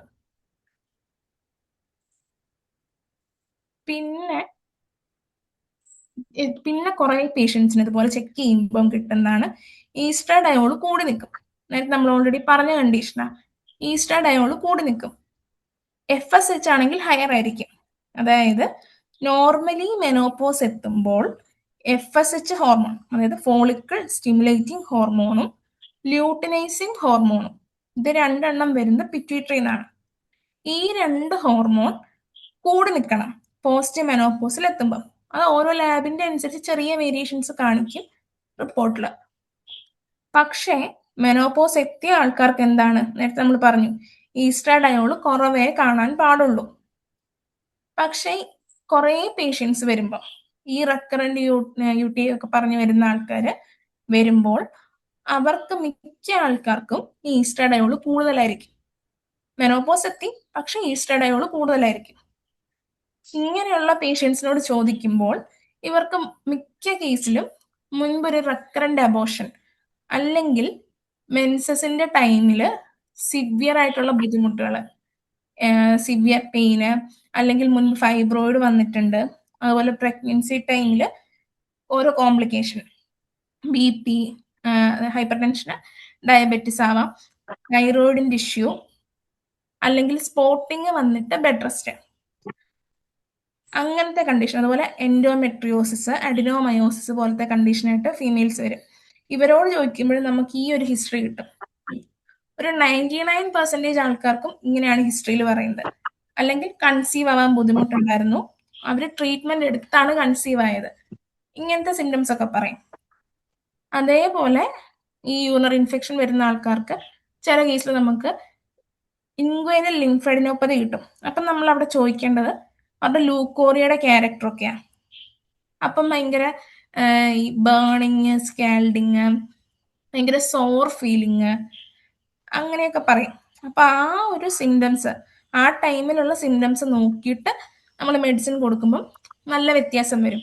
പക്ഷെ അതിന് ശേഷം ഈ പറഞ്ഞ പോലെ നമ്മൾ ക്രോണിക് ആയിട്ട് എന്തെങ്കിലും മെഡിസിൻസ്, സെപ്പിയോ ലൈക്കോപോഡിയോ കാലിക്കാർബോ അങ്ങനെയുള്ള മെഡിസിൻസ്, വേറെ ബൊറാക്സ്, ഫംഗൽ ഇൻഫെക്ഷൻ ഒക്കെ ഉണ്ടെങ്കിൽ സെപ്പിയോ കൊടുത്തിട്ട് ശരിയാവുന്നില്ല എന്നുണ്ടെങ്കിൽ ബൊറാക്സ് കൊടുത്തു കഴിയുമ്പോൾ നല്ല ബെറ്റർ ആവും. എസ്പെഷ്യലി ഫംഗൽ ഇൻഫെക്ഷൻ വന്നിട്ട് പൂപ്പല് അങ്ങനെ വന്നിരുന്ന ആൾക്കാർക്ക് നമുക്ക് ബൊറാക്സ് കൊടുക്കുമ്പോൾ ശരിയാവാറുണ്ട്. പിന്നെ ഒരു കാര്യം, ഇത്രയും ഒരു കോംപ്ലിക്കേഷൻ പോകണം എന്നുണ്ടെങ്കിൽ മിക്ക കേസിനും ഡയബറ്റിസ് ഉണ്ടാവും ഫീമെയിൽസിൽ. അങ്ങനെ ഒരു കേസ് ഉണ്ടായിരുന്നു, ഫംഗൽ ഇൻഫെക്ഷൻ വന്നു, അവരോട് ഞാൻ HbA1c നോക്കാൻ പറഞ്ഞു. നോക്കിയപ്പം 10 പോയിന്റ് സംതിങ് ഉണ്ടായിരുന്നു. അപ്പൊ അവരോട് പറഞ്ഞു, നിങ്ങൾ മെഡിസിൻ കഴിക്കണം, അതിന്റെ കൂടെ ഇത് ബാക്കി ഫോളോ അപ്പ് കൂടി ചെയ്യണം. എന്നിട്ട് അവർ ഓൾറെഡി അലോപ്പതി മെഡിസിൻസ് എടുത്തോണ്ടിരിക്കുകയാണ് ഡയബറ്റിസിന്. അപ്പൊ ഞാൻ ജസ്റ്റ് ഒന്ന് റെഫർ ചെയ്തു, ഫിസിഷ്യന്റെ അടുത്ത് ഒന്ന് പോയി നിങ്ങൾ കാണണം എന്ന് പറഞ്ഞു. എന്നിട്ട് നമ്മൾ മെഡിസിൻ കൊടുത്തു, ബെറ്റർ ആയി വന്നു. HbA1c കുറച്ച് ബെറ്റർ ആയി, പ്ലസ് ആ ഫംഗൽ ഇൻഫെക്ഷനും. ആ ഇൻഫെക്ഷൻ ബെറ്റർ ആണെന്നുണ്ടെങ്കിൽ അവിടെ അണ്ടർലൈൻ കോസ് ഉണ്ട്, ആ ഡയബറ്റിസിലാണ് അവിടുത്തെ പ്രശ്നം. എന്നാൽ മാത്രമേ, അതായത് ആ ഡയബറ്റിസ് ബെറ്റർ ആയാൽ മാത്രമേ ഫംഗൽ ഇൻഫെക്ഷനും ബെറ്റർ ആവുള്ളൂ.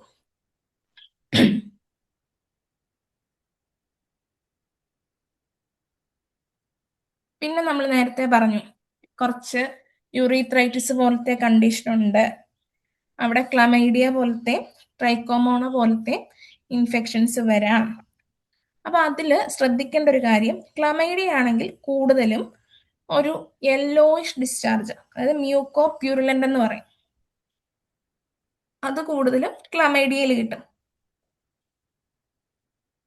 അങ്ങനെയുള്ള ആൾക്കാർക്ക് നമുക്ക് പെൽവിക് പെയിൻ നന്നായിട്ട് കിട്ടും. പിന്നെ ഒരു മിനിറ്റ്, പെൽവിക് പെയിനും കിട്ടും. അതുപോലെ തന്നെ അവർക്ക് ഈ പെരി ഹെപ്പറ്റൈറ്റിസ് എന്ന് പറയുന്ന ഒരു കണ്ടീഷൻ ഉണ്ട്, അല്ലെങ്കിൽ അതിനെ പറയുന്നതാണ് ഫിറ്റ്സ് ഹെപ്പ്-കർട്ടിസ് സിൻഡ്രോം. അത് ഒന്നുമില്ല, ലിവറിന്റെ ക്യാപ്സ്യൂൾ ഉണ്ടല്ലോ, അല്ലെങ്കിൽ ആ ലിവറിനെ ചുറ്റി ഒരു ലെയർ ഉണ്ടാവും, ആ ലെയറിന് അല്ലെങ്കിൽ ക്യാപ്സ്യൂളിന് ഒരു ഇൻഫ്ലമേഷൻ വരുന്നു. അങ്ങനെ വരുമ്പോൾ റൈറ്റ് അപ്പർ ക്വാഡ്രന്റില് പെയിൻ കാണിക്കും. അത് ശ്രദ്ധിക്കേണ്ടത് എന്താന്ന് വെച്ചാൽ, ഈ ബിഫോർ മെൻസസ് നമ്മൾ സിംറ്റം എടുക്കും, ആ ടൈമില് ഇവർ പറയും ബിലിയസ് വോമിറ്റിംഗ് പറയാം. അതുപോലെ റൈറ്റ് അപ്പർ ക്വാഡ്രന്റിൽ നല്ല പെയിൻ, അത് ബിഫോർ ഉണ്ടാവും, ഡ്യൂറിങ് മെൻസസ് ഉണ്ടാവും ഈ ബുദ്ധിമുട്ടുകൾ. അതേപോലെ PID കണ്ടീഷൻ ഉണ്ടാക്കാം, അതായത് ഫാലോപ്പിയൻ ട്യൂബിനുള്ളില് ഇൻഫ്ലമേഷൻ, അതുപോലെ ഓവറികൾ തമ്മിൽ അഡ്ഹഷൻ, അല്ലെങ്കിൽ ഓവറി യൂട്രസ് തമ്മിൽ അഡ്ഹഷൻ, അല്ലെങ്കിൽ നമ്മൾ പറയും പൗച്ച് ഓഫ് ഡഗ്ലസ് എന്ന് പറയും. നമ്മൾ സ്കാനിങ് റിപ്പോർട്ടൊക്കെ നോക്കുമ്പോൾ PID-യിൽ ഫ്രീ ഫ്ലൂയിഡ് അങ്ങനെ കാണിക്കും. പക്ഷെ അതിൽ ഒരു കാര്യം റൂൾ ഔട്ട് ചെയ്യാനുണ്ട്, ഈ പൗച്ച് ഓഫ് ഡഗ്ലസിൽ ഫ്രീ ഫ്ലൂയിഡ് കണ്ടാൽ.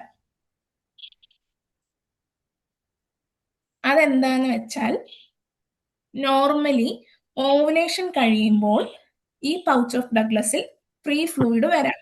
അതൊരു ഫിസിയോളജിക്കൽ പ്രോസസ്സാണ്. അപ്പം നമ്മൾ ഈ സ്കാനിങ് റിപ്പോർട്ട് ഇങ്ങനെ കണ്ടാൽ അവരോട് LMB ഒന്ന് ചോദിക്കുക. എന്നിട്ട് ഏകദേശം ഓവുലേഷൻ ടൈം ആണെങ്കിൽ അതാകാം എന്ന് വിചാരിക്കുക, അൺലെസ് അവർക്ക് വേറെ ബുദ്ധിമുട്ടുകളൊന്നും ഇല്ലെങ്കിൽ. പീരീഡ്സിന്റെ ടൈമിൽ വേറെ വലിയ ബുദ്ധിമുട്ടില്ല, അതുപോലെ ഇന്റർകോഴ്സിന്റെ ടൈമിൽ ബുദ്ധിമുട്ടുകളില്ല, അല്ലെങ്കിൽ ഡിസ്പെരിനിയ പോലത്തെ കണ്ടീഷൻ ഇല്ല, യൂറിൻ പാസ് ചെയ്യുമ്പോൾ വേറെ ബുദ്ധിമുട്ടുകളൊന്നും ഇല്ല. അങ്ങനെയാണെങ്കിൽ അത് PID ആയിട്ട് കാണേണ്ട കാര്യമില്ല. ആ ഓവുലേഷൻ കഴിഞ്ഞതിന്റെ ഭാഗമായിട്ടുള്ള ഫ്രീ ഫ്ലൂയിഡ് ആണ്. പിന്നെ ഈ ക്ലമൈഡിയയിൽ ഇമ്പോർട്ടന്റ് ആണ് സബ് ക്ലിനിക്കൽ PID എന്ന് പറയും. അതായത് കാര്യമായിട്ട് സിംറ്റം ഒന്നും കാണിക്കില്ല, പക്ഷെ നമുക്ക് ആക്സിഡന്റലി ചിലപ്പോൾ സ്കാൻ ചെയ്യുമ്പം കിട്ടും. അപ്പം നമ്മൾ കുറച്ചുകൂടി ഡീപ്പായിട്ട് ചോദിക്കേണ്ടി വരും. അതായത് ബിഫോർ മെൻസ് നിങ്ങൾക്ക് ഈ രണ്ട് സൈഡിലും പെയിൻ, ലോവർ അബ്ഡമൻ പെയിൻ അല്ല, കുറച്ചുകൂടി ബാക്കിന്ന് ആ ലോയിൻ ഭാഗത്തുനിന്ന് ഒരു tearing drawing type of pain, അതായത് ആ മസിലിന്റെ പെയിൻ ആണത്. ഒരു tearing drawing type of pain കാണിക്കും. അല്ലെങ്കിൽ വേറെ എന്തെങ്കിലും നോസിയ, വൊമിറ്റിങ്, അത് ചിലപ്പം കോമൺ ആയിട്ട് കിട്ടാറുണ്ട്. അതായത് വേറെ പ്രത്യേകിച്ച് പ്രശ്നമൊന്നും ഇല്ലാത്ത ആൾക്കാരിലും ആ ഹോർമോണൽ വേരിയേഷന്റെ ഭാഗമായിട്ട് കാണിക്കാറുണ്ട്. പക്ഷെ ഈ സബ് ക്ലിനിക്കൽ PIDയിലും ചിലപ്പം അങ്ങനത്തെ ബുദ്ധിമുട്ടുകൾ കാണിക്കാം. അപ്പൊ നമ്മൾ എപ്പോഴും കെയർഫുൾ ആയിരിക്കണം. അതുപോലെ തന്നെ ഈ ടൈപ്പ് ഓഫ് ഇൻഫെക്ഷൻ ഉള്ള ലേഡീസിന് ട്യൂബൽ പ്രഗ്നൻസീസ് വരാനുള്ള ചാൻസ് കൂടുതലാണ്. കാരണം എന്താ, ഫാലോപ്പിയൻ ട്യൂബിനുള്ളിലൊക്കെ ബ്ലോക്കേജ് വരും. ദി ക്ലമൈഡിയ, ട്രൈക്കോമോണ, അല്ലെങ്കിൽ ഫംഗൽ ഇൻഫെക്ഷൻ വന്നാൽ വരും. പിന്നെ വേറെ മൈക്കോപ്ലാസ്മ, യൂറിയ പ്ലാസ്മ, ഇങ്ങനത്തെ പറഞ്ഞ കുറച്ച് ഇൻഫെക്ഷൻസ് ഉണ്ട്. ഇവർക്കൊക്കെ അങ്ങനെ ഒരു പ്രശ്നം ഉണ്ടാക്കാൻ ചാൻസ് ഉണ്ട്. പിന്നെ കുറച്ച് വൈറസുകളും ഉണ്ട്. ഈ ക്ലമൈഡിയ തന്നെ ഒഫ്താൽമിയ നിയോനേറ്റോറം, അത് കേൾക്കുമ്പോൾ നമുക്ക് ആദ്യം ഓർമ്മ വരുന്നത് അർജന്റീനേട്രിക്കം, അതിൽ പറയുന്നില്ലേ. അപ്പോൾ അങ്ങനെയുള്ള കണ്ടീഷനിൽ നമുക്ക് ആ മെഡിസിൻസ് ട്രൈ ചെയ്യാം. ഓഫ്താൽമിയ നിയോനേറ്റോറം ഒക്കെ വരുമ്പോൾ അവിടെ ക്രോണിക് ആയിട്ട് അർജന്റീനേട്രിക്കം ഒക്കെ നമുക്ക് പ്രിസ്ക്രൈബ് ചെയ്യാൻ പറ്റും. നോക്കിയിട്ട് സ്റ്റേജ് ഒക്കെ നോക്കിയിട്ട് കൊടുക്കാൻ പറ്റും. പിന്നെ അതേപോലെ ഈ ക്ലമൈഡിയയില് യുറീത്രൈറ്റിസ്, കൺജങ്ക്റ്റിവൈറ്റിസ്, ആർത്രൈറ്റിസ്, ഈ സിംറ്റം കൂടി കൂടുതൽ കിട്ടും. ഇതിനാണ് നമ്മൾ റിയാക്റ്റീവ് ആർത്രൈറ്റിസ് എന്ന് പറയുന്നത്. പിന്നെ ട്രൈക്കോമോണ വരുമ്പോൾ എന്താ, അവിടെ കുറച്ചുകൂടി ഗ്രീനിഷ് ആയിരിക്കും, ഇച്ചിങ് ഉണ്ടാവും, ആൽക്കലൈൻ pH ആയിരിക്കും. പിന്നെ നമ്മൾ എന്താ, അതൊരു തിയറി പാർട്ടാണ് എങ്കിലും നമ്മൾ സ്ട്രോബെറി വെജൈന എന്നൊക്കെ പറയും. ആ ഒരു റെഡ്നെസ്സും ആ ഒരു ടെക്സ്ചറും ആയിരിക്കും കാണുന്നത് ട്രൈക്കോമോണയില്. പിന്നെ ഫംഗൽ, അത് നമുക്ക് കോമൺലി അറിയാവുന്നതാണ്. ഫംഗൽ ഇൻഫെക്ഷൻ നമ്മൾ എപ്പോഴും ലൂക്കോറി വയ്ക്കുമ്പോൾ അവരോട് ചോദിക്കുന്നതാണ്, തൈര് പോലെയാണോ അതോ പാല് പോലെയാണോ അതോ ട്രാൻസ്പെറന്റ് ആണോ? ട്രാൻസ്പെറന്റ് ആണ് ഏറ്റവും നോർമൽ എന്ന് പറഞ്ഞാൽ ട്രാൻസ്പെറന്റ് ആണ്. അതിൽ ചെറിയ ഇൻഫെക്ഷൻ വരുമ്പോഴാണത് ഈ കളറിൽ ചേഞ്ച് അല്ലെങ്കിൽ ടെക്സ്ചറിൽ ചേഞ്ച് കാണിക്കുന്നത്. ബാക്ടീരിയൽ വജൈനോസിസ് പോലത്തെ കണ്ടീഷൻ ആണെങ്കിൽ അവിടെ മിൽക്കി ആയിരിക്കും, അതായത് പാല് പോലെ ആയിരിക്കും. ഫംഗൽ ആണെങ്കിൽ തൈര് പോലെ. അത് കൂടുതലും പീരീഡ്സിന് 2 ആഴ്ച മുന്നേ തൊട്ടായിരിക്കും ഫംഗൽ കൂടുന്നത്. കാരണം ആ ഒരു ടൈമില് നമ്മുടെ പ്രതിരോധശക്തി കുറച്ച് കുറവായിരിക്കും, ഇമ്മ്യൂണിറ്റി കുറച്ചൊന്ന് കുറവായിരിക്കും. പിന്നെ ഈ PIDയിലെല്ലാം കോമൺ ആയിട്ടുള്ള സിംറ്റം ആണ് ഡിസ്പെരിനിയ, അതായത് പെയിൻഫുൾ ഡ്യൂറിങ് ഇന്റർകോഴ്സ്. അത് വളരെ കോമൺ ആയിട്ടുള്ള ഒരു സിംറ്റം ആണ്. പിന്നെ ബാക്ടീരിയൽ ഇൻഫെക്ഷൻ നമുക്കറിയാം, പാല് ആണെന്ന് പറഞ്ഞല്ലോ, അവിടെ ഒരു ഫിഷി ഓർഡർ, സ്മെല്ല് കാണിക്കും. അതാണ് ബാക്ടീരിയൽ വെജൈനോസിസിൽ മെയിൻ ആയിട്ടുള്ളത്. അവിടെ ഒരു ഇൻഫ്ലമേഷൻ ഒന്നും കാണിക്കില്ല, അല്ലെങ്കിൽ എന്താ റെഡ്നെസ്, അങ്ങനത്തെ സിംറ്റംസ് ഒന്നും കാണിക്കില്ല. പിന്നെ ഇമ്പോർട്ടന്റ് ആണ് ഗോണോകോക്കി. ഈ ഗോണോകോക്കയിലും ക്ലമൈഡിയയിലും ആണ് ഈ പറഞ്ഞ ലിവറിൽ എഫക്ഷൻ വരുന്നത്, ക്ലമൈഡിയയിലും ഗോണോകോക്കയിലും. അതുപോലെ തന്നെ ട്യൂബൽ ബ്ലോക്ക് ഉണ്ടാക്കാൻ പറ്റും. പിന്നെ ഇവർ നടക്കുന്ന ഒരു പ്രത്യേക രീതിയിലായിരിക്കും. ഈ ഗോണോകോക്കി അല്ലെങ്കിൽ ഗൊണോറിയ ഉള്ള ആൾക്കാര്, അവർക്ക് കാല് പൊക്കി വെച്ച് നടക്കാൻ പറ്റില്ല, അപ്പൊ അവര് കാലിങ്ങനെ വലിച്ചായിരിക്കും നടക്കുക.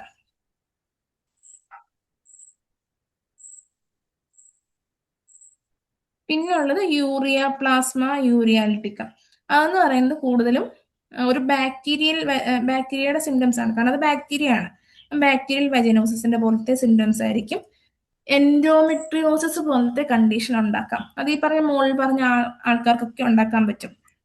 പിന്നെ കുറച്ച് ഹെമറേജ് പോലത്തെ ഇൻട്രാവെൻട്രിക്കുലർ ഹെമറേജ്, കുട്ടികൾക്ക്, അമ്മയ്ക്കല്ല കുട്ടികൾക്ക് ഈ ഒരു ഇൻഫെക്ഷൻ ഉള്ള ടൈമിൽ അവർ പ്രഗ്നന്റ് ആണെങ്കിൽ ഉണ്ടാവുന്ന കുട്ടികൾക്ക് കുറെ പ്രശ്നങ്ങൾ കാണിക്കും.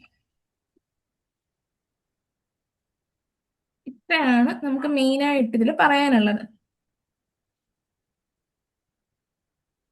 പിന്നെ നമ്മൾ ഇന്നലെ പറഞ്ഞ ഇതിൽ കുറച്ച് മെഡിസിൻസ് ഉണ്ട്. ഇത് തൂജ, റെസ്റ്റോക്സ്, മെർക്ക്.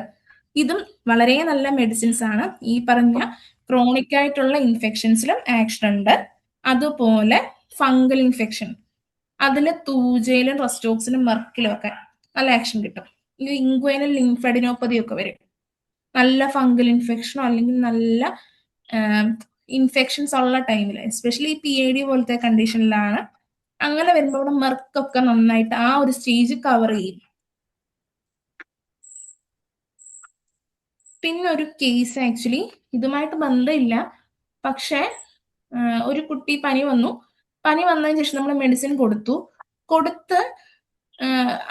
കുട്ടിയുടെ പനി ബെറ്ററായി, ജനറൽസ് ഒക്കെ അപ്പറ്റൈറ്റർ ഒക്കെ ബെറ്ററായി, കുട്ടി ആക്റ്റീവാണ്, 2 വയസ്സുള്ള കുട്ടിയാണ്. 2 ദിവസം കഴിഞ്ഞപ്പം ആ കുട്ടി 1.5 ദിവസത്തോളമായിട്ട് യൂറിൻ പാസ് ചെയ്യുന്നില്ല. അവിടെ വേറെ ഒന്നുമില്ല, ഡീഹൈഡ്രേഷൻ ആയിരുന്നു. അപ്പൊ നമ്മൾ അവരോട് നന്നായി വെള്ളം കൊടുക്കാൻ പറഞ്ഞു. എസ്പെഷ്യലി കരിക്കും വെള്ളം. ചെറിയ കുട്ടികളാകുമ്പോൾ സാധാ വെള്ളം കുടിക്കില്ല. പിന്നെ കരിക്കും വെള്ളം ആകുമ്പോൾ ഇലക്ട്രോലൈറ്റ് ഇംബാലൻസും വരില്ല. അതും ഒന്ന് നമുക്ക് ശ്രദ്ധിക്കാൻ പറ്റും. അപ്പം ആ കരിക്കും വെള്ളം കൊടുത്തു തുടങ്ങിയപ്പോഴത്തേക്ക് കുട്ടി യൂറിൻ പാസ് ചെയ്യാൻ തുടങ്ങി. അപ്പൊ അവിടെ അതിന്റെ ഒരു കോംപ്ലിക്കേഷൻ ആണ്. ആ ഒരു വെള്ളം കുടിക്കാഞ്ഞതിന്റെ, അതായത് ഡീഹൈഡ്രേഷന്റെ ഒരു കോംപ്ലിക്കേഷൻ ആയിരുന്നു അവിടെ സംഭവിച്ചത്.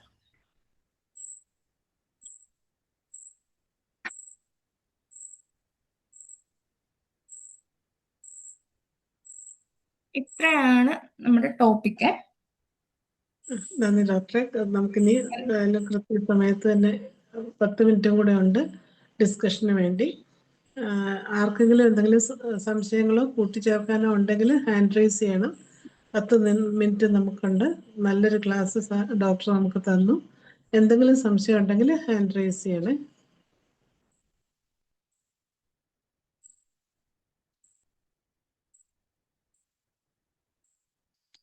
ജയലളിത ഡോക്ടർ അൺമ്യൂട്ട് ചെയ്തോളൂ.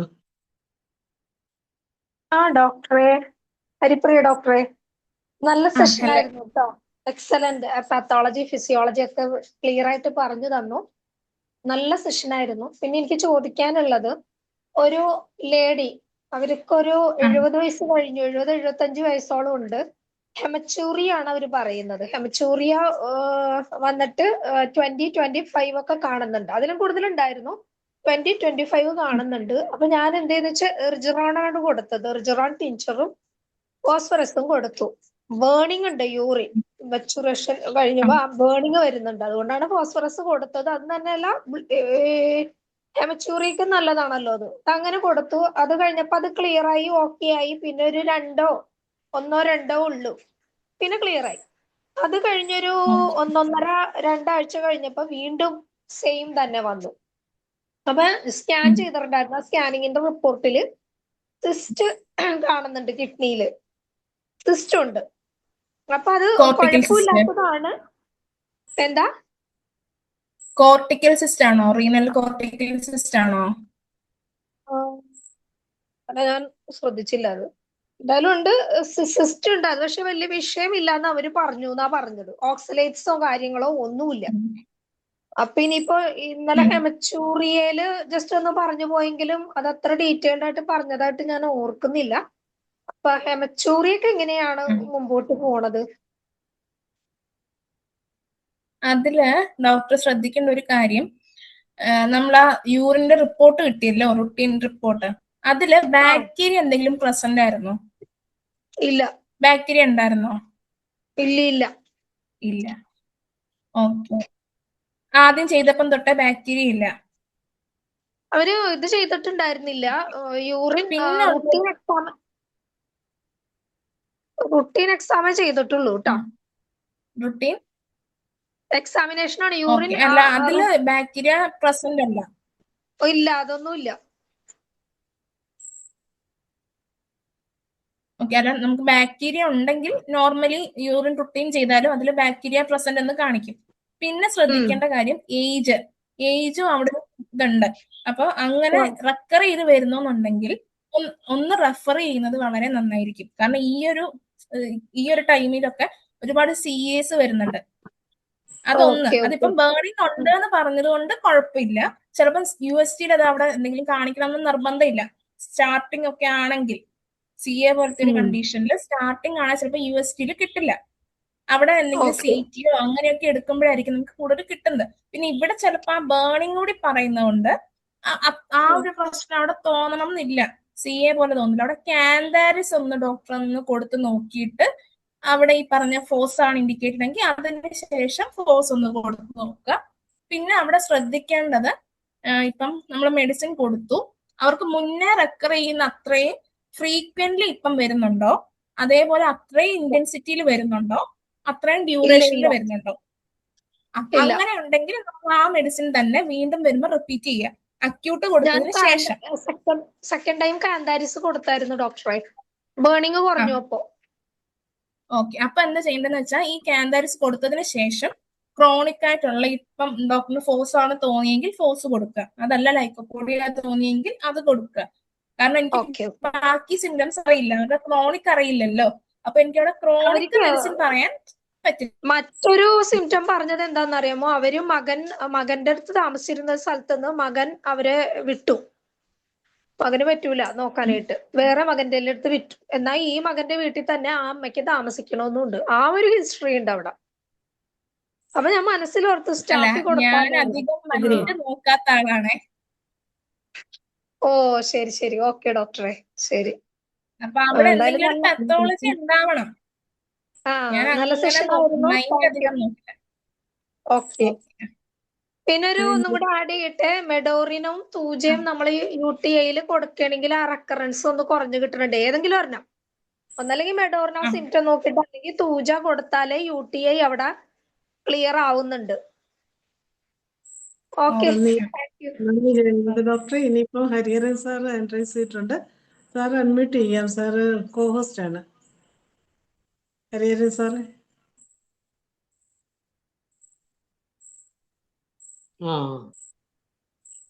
ഞാൻ ഇപ്പൊ ബേണിങ്ങിന്റെ ആദ്യം ക്ലാസ്സിനെ കുറിച്ച് പറയട്ടെ. Class very fine and fantastic. ഞാൻ ഡോക്ടർ ഹരിപ്രിയയെ അഭിനന്ദിക്കുകയാണ്. കൊള്ളാം, നന്നായിരുന്നു. പക്ഷേ എനിക്കൊരു അഭിപ്രായം പറയുന്നതിന് ഹരിപ്രിയയ്ക്ക് പ്രയാസം ഉണ്ടാവില്ലെന്നാണ് ഞാൻ വിശ്വസിക്കുന്നത്. അതായത് ഈ കേൾക്കാമോ ഞാൻ പറയുന്നേ? കേൾക്കാം സാർ. ഹരിപ്രിയക്ക് കേൾക്കാമോ? ഡോക്ടർ ഹരിപ്രിയക്ക് കേൾക്കാമല്ലോ? ഡോക്ടർ ഹരിപ്രിയ, ഈ നമ്മള് ഹോമിയോപ്പതിയില് ഈ പത്തോളജി ലിങ്ക് ചെയ്യുന്നത് നല്ലതാണ്. പക്ഷെ പത്തോളജി മാത്രം വെച്ച് പ്രിസ്ക്രൈബ് ചെയ്യാൻ ശ്രമിക്കുമ്പോൾ നമുക്ക് കുറേയൊക്കെ തെറ്റ് പറ്റും എന്നാ എൻ്റെ ഒരു വിചാരം. ഇപ്പൊ ഉദാഹരണമായിട്ട് പറയുകയാണെങ്കിൽ, ഇപ്പൊ മുമ്പേ പറഞ്ഞ ഡോക്ടറെ ബേണിങ്ങിനെ കുറിച്ച് പറഞ്ഞു. അതിൽ ഞാൻ 2-3 സിംറ്റംസ് പറയാം. ബേണിങ് ഓഫ് യൂറിൻ ഡ്യൂറിങ് മിക്ചറേഷന് അത് ഡ്രോപ്പായിട്ട് പോവുകയാണെങ്കിൽ കാന്താരിസ് ഇസ് ദ മെഡിസിൻ. പിന്നെ burning in urethra when not urinating and burning stop while urinating, that is സ്റ്റാഫിസെക്ടമി.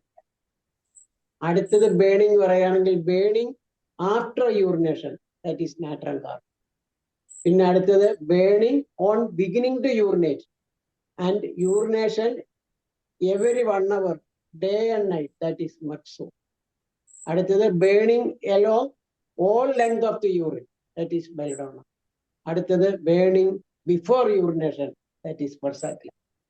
അതായത് ബേണിങ് മാത്രം എടുത്ത് പറയുകയാണ്. ഇതിന് എല്ലാം പത്തോളജി ഉണ്ട്. എനിക്ക് ആ പത്തോളജി ഡിസ്ക്രൈബ് ചെയ്യാൻ അറിയാൻ മേല. പക്ഷെ ഹരിപ്രിയെ പോലെയുള്ള ഡോക്ടർമാർക്ക് വാസ്തവത്തിൽ ഈ PhDക്ക് വർക്ക് ചെയ്യുകയാണെങ്കിൽ ഈ സിംറ്റംസ്, അതായത് നമുക്ക് ധാരാളം സിംറ്റംസ് ഉണ്ട്, ഈ സിംറ്റംസ് പത്തോളജിയുമായിട്ട് ലിങ്ക് ചെയ്യുകയാണെങ്കിൽ ദാറ്റ് ഈസ് എ വണ്ടർഫുൾ വർക്കായിരിക്കും. അതാണ് ഇപ്പൊ ക്ലീമാറ്റിസിന്റെ കാര്യം പറയുകയാണെങ്കിൽ violent irritation and burning at the last drop, that is clematis. പിന്നെ ഈ ഹെമറ്റൂറിയുടെ കാര്യം പറഞ്ഞപ്പം അതുകൊണ്ട് ഞാൻ ഒരു ഇത് പറയാം. അതായത് ടെറിബിന്ത് എന്ന് പറയുന്ന ടെറിബിന്ത് ടിഞ്ചർ നല്ല ആക്ഷൻ കിട്ടുന്നതിന് ഒന്ന് ട്രൈ ചെയ്ത് നോക്കാം. ഓക്കെ, ഞാൻ വേറെ ഒത്തിരി പറയാനുണ്ടെങ്കിൽ ഞാൻ അധികം പറയുന്നില്ല. വേറെ ഒത്തിരി ഞാനെപ്പോഴും സിംറ്റം ബേസ്ഡാണ് ഞാൻ നോക്കുന്നത്. അതുകൊണ്ടാണ് ഞാൻ ഇത്രയും ഞാൻ പറഞ്ഞത്. പിന്നെ ഡോക്ടർ സെപ്പിയയുടെ കാര്യം പറഞ്ഞു. ഈ പ്രൊലാപ്സ് ഭാവിയിൽ വരാൻ സാധ്യതയുള്ള സ്ത്രീകൾ എപ്പോഴും മിക്കവാറും കാലുമേ കാല് കയറ്റിയിരിക്കും. എന്നാ ഞാൻ എൻ്റെ ഒരു ഒബ്സർവേഷൻ. പിന്നെ ഡോക്ടർ പറഞ്ഞ പത്തോളജിയും കറക്റ്റായിരുന്നു, അത് കൂടെ പറയണം. പിന്നെ വേറെ ഒത്തിരി കാര്യങ്ങൾ ഉണ്ട്, ഒത്തിരി സിംറ്റംസ് ഉണ്ട്. നമുക്ക് വൺ വേർഡ് സിംറ്റംസ് ഉണ്ട്, അതെല്ലാം ചെയ്യേണ്ടതാണ്. പിന്നെ ഈ മറ്റേ ഡോക്ടർ പറഞ്ഞ കണക്ക് മെഡോറിനം റിക്കറന്റ് യൂറിത്രൈറ്റിസിന് ഏറ്റവും ബെസ്റ്റാണ് മെഡോറിനം. പിന്നെ അങ്ങനെ ധാരാളമുണ്ട്. പിന്നെ ഈ ബെറിബെറിസ് വൾഗാരിസ് നമുക്കുള്ള നല്ല ബെസ്റ്റ് മെഡിസിൻ ആണ്. പിന്നെ റെഡ് യൂറിന് ലൈക്കോപോഡിയം പോലെ തന്നെ ഇമ്പോർട്ടൻ്റ് ആണ്. ഓസിമങ്കാനം ലൈക്കോപോഡിയം പോലെ തന്നെ ഇമ്പോർട്ടൻ്റ് ആണ്. പിന്നെ അതുകൊണ്ടല്ല, പിന്നെ ഈ ഡിപ്പോസിറ്റ് കൊണ്ട് തന്നെ നമുക്ക് ഒത്തിരി കാര്യങ്ങൾ ഡിഫറൻഷിയേറ്റ് ചെയ്യാൻ പറ്റും. പിന്നെ ഈ ടെനസ്മസ് വരുന്ന ബ്ലാഡറിന് വരുന്നത് വൈറ്റ് സെഡിമെന്റ്സ് വരുന്നതിനാണെങ്കിൽ end of the urination that is sarsaparilla best medicine ആണ്. പിന്നെ ഈ പരേര ബ്രേവ മിക്കവാറും മെഡിസിനൊക്കെ കൊടുത്ത് നമ്മൾ പരാജയപ്പെട്ടാലും പരേര ബ്രേവ, പിന്നെ യൂറിക് ആസിഡ് കൊണ്ടുണ്ടാകും കാൽക്കേരിയ കാർബ് ബെസ്റ്റ് മെഡിസിൻ ആണ്. അത് ശരി ഡോക്ടർ നന്നായി പ്രസന്റ് ചെയ്തു. ഡോക്ടർ ഇനിയും കൂടുതൽ ചെയ്തിട്ട്, ഞാൻ പറയുന്നത് ഡോക്ടർ ഒരു PhDക്ക് വർക്ക് ചെയ്യുക. അപ്പൊ ഈ സിംറ്റംസ് നമ്മുടെ പോറിക്ക് കിടക്കുന്ന പല സിംറ്റംസും പത്തോളജിയുമായിട്ട് ബന്ധപ്പെട്ടതാണ്. അത് ഡോക്ടർ കുറെയൊക്കെ പറഞ്ഞു, ഞാനത് കേട്ടു. വളരെ നന്നായിരിക്കുന്നു. Okay doctor, thank you very much. You have a try. ഇനിയിപ്പോ നമുക്ക് റെഡ്മി, അതാരാണ് ഒന്ന് വീഡിയോ ഓൺ ചെയ്തു? റെഡ്മി അൺമ്യൂട്ട് ചെയ്തോ? ചെയ്യുന്നതും എല്ലാവരും പേര് വെച്ച് ജോയിൻ ചെയ്യുകയാണെങ്കിൽ നമുക്ക് ഈസി ആയിട്ട് പേര് വിളിക്കാൻ പറ്റും. അതുകൊണ്ട് ഇനി അങ്ങനെ ഒന്ന് പേര് വെച്ച് ജോയിൻ ചെയ്യാൻ ശ്രമിക്കണേ.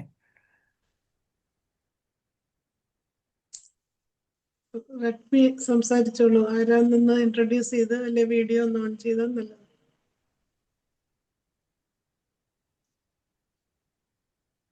അൺമ്യൂട്ട് ചെയ്തിട്ടുണ്ടല്ലോ, സംസാരിച്ചോളൂ. ഹലോ ആ, ഹലോ, ഞാൻ ഡോക്ടർ ജയചന്ദ്രൻ ട്രിവാൻഡ്രത്തുനിന്ന്. ഓ, പിന്നെ പേര് റെഡ്മി എന്നാണ് ഇതിന്റെ ഇതിൽ കാണുന്നത്. ആ, ഞാൻ ഇന്നിപ്പോൾ നാളെ ഇവിടെ കറണ്ട് ഇല്ലാത്തതുകൊണ്ട് ഞാൻ ഡ്രസ്സ് ചെയ്തില്ല, അതുകൊണ്ടാണ് ഞാൻ ക്യാമറയിൽ വരാത്തത്. പിന്നെ ഞാൻ ഇന്നത്തെയും ക്ലാസ് നന്നായിട്ട് കേട്ടു. വളരെ നല്ല ക്ലാസ് ആയിരുന്നു. പിന്നെ ഹരിഹരൻ സാറ് പറഞ്ഞതും വളരെ ഹൃദ്യമായ അഭിപ്രായങ്ങളായിരുന്നു. പിന്നെ എനിക്കിപ്പോൾ തോന്നുന്നത് എൻ്റെ പ്രാക്ടിക്കൽ എക്സ്പീരിയൻസിൽ എനിക്ക് കണ്ടിട്ടുള്ളതിൽ ഇന്നലത്തെ ക്ലാസ്സിൽ ഈക്കോളി ബാക്ടീരിയയുടെ ഒരു കാര്യങ്ങൾ പറഞ്ഞല്ലോ.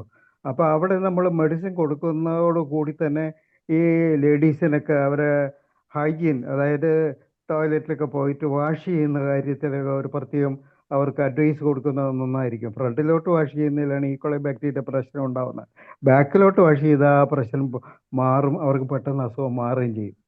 പിന്നെ ഇന്നത്തെ ക്ലാസ്സിൽ പറഞ്ഞു കഴിഞ്ഞാൽ മറ്റ് ഒന്ന് രണ്ട് ഫംഗസ്, പിന്നെ സ്റ്റഫൈലോകോക്കൽ ഇൻഫെക്ഷൻ, ഇങ്ങനെയുള്ള കാര്യങ്ങളിലൊക്കെ നമ്മൾ ഈ മരുന്ന് കൊടുക്കുന്നതിൻ്റെ കൂട്ടത്തിൽ തന്നെ പാർട്ട്ണറെ കൂടെ ട്രീറ്റ് ചെയ്യുന്നതെന്നായിരിക്കും. അവരെ കൂടെ ചെക്കപ്പ് ചെയ്ത് അവരെ യൂറിൻ ബ്ലഡൊക്കെ ടെസ്റ്റ് ചെയ്ത് അവർക്കും കൂടെ മരുന്ന് കൊടുത്തു കഴിഞ്ഞാൽ, ഇപ്പോൾ ഫംഗലൊക്കെ ആണെന്നുണ്ടെങ്കിൽ ഇപ്പം കുട്ടിയൊക്കെ മാറിയാലും പാർട്ട്ണർ ഫംഗസ് ഉണ്ടെങ്കിൽ അത് വീണ്ടും അങ്ങോട്ട് വരാം.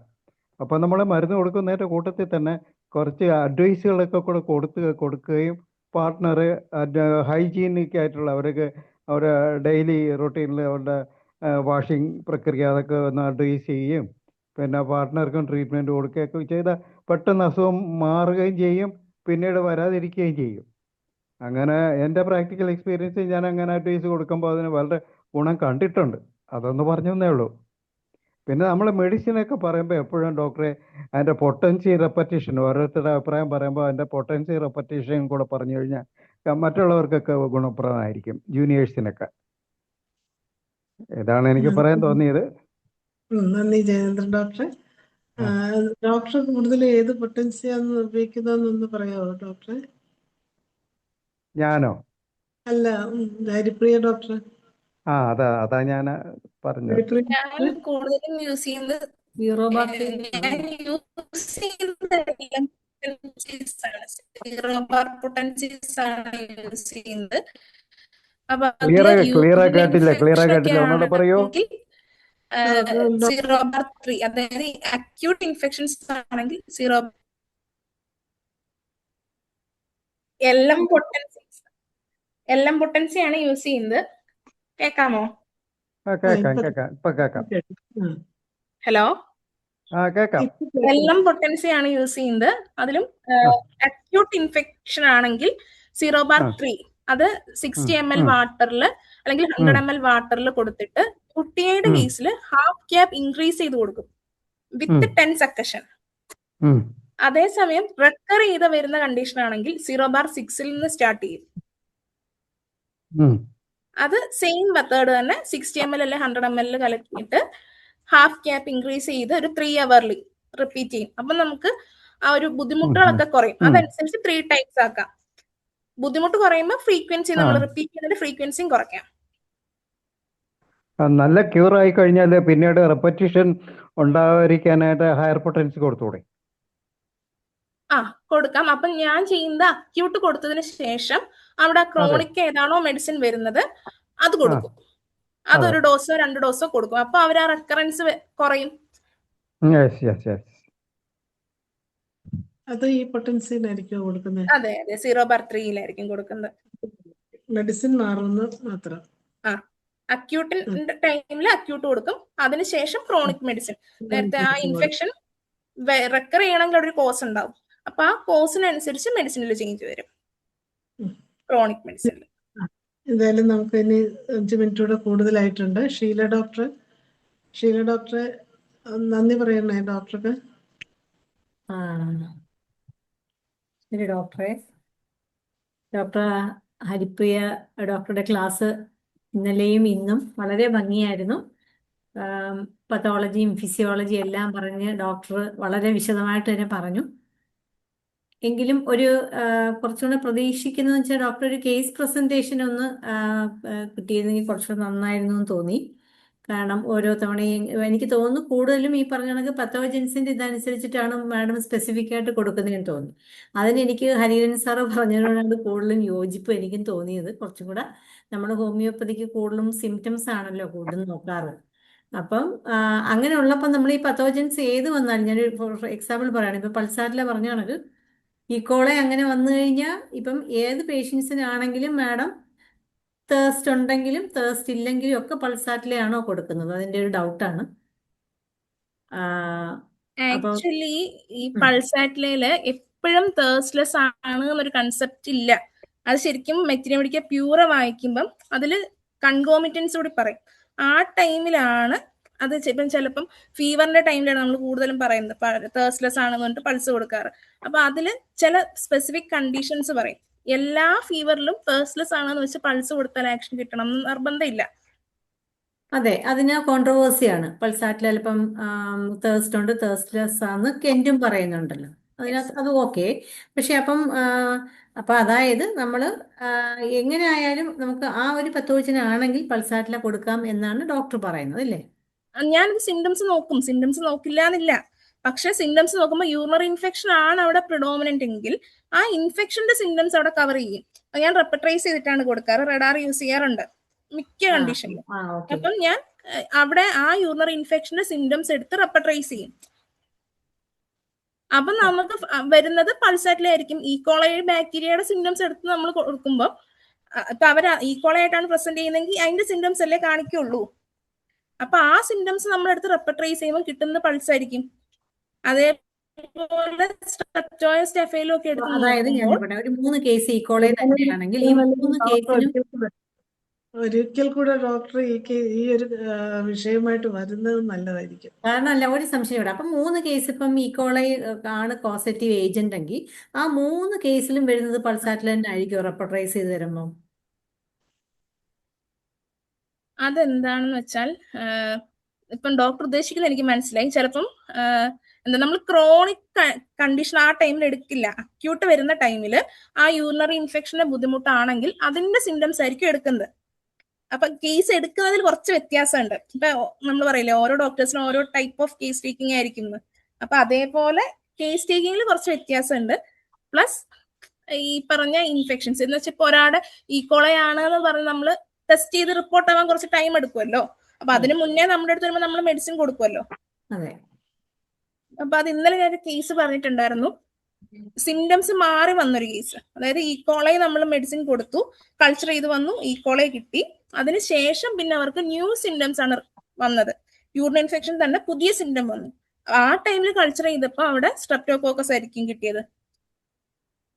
അങ്ങനെ ചേഞ്ച് ചെയ്ത് ചിലപ്പം വരും. അപ്പൊ സിംറ്റം എപ്പോഴും ചേഞ്ച് ചെയ്യുമ്പോൾ അവിടെ വേറൊരു ഇൻഫെക്ഷൻ വരാം. പിന്നെ വേറൊരു കാര്യം, ഈ ഏത് ബാക്ടീരിയ ആണെങ്കിലും അതിന്റെ സ്ട്രെയിൻ വ്യത്യാസം വരും.